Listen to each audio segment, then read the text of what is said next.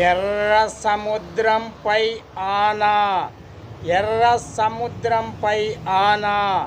8,000 మంది అవినీతి రాక్షసులైన ఆఫీసర్లను కసకస పొడిచి చంపిన దేవరను నేనే. ఎర్ర సముద్రంగా మారింది, వారి రక్తంతో తడిసి ఎర్ర సముద్రమయ్యింది.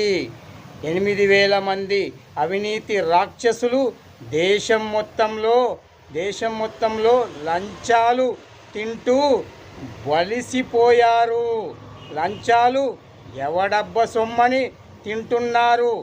గవర్నమెంట్ ఆఫీసర్లై ఉండి మీకు సిగ్గుగా లేదా? ఈ దేవర వచ్చాడు, ఇక ఒక్క రూపాయి కూడా లంచం ఇవ్వకూడదు.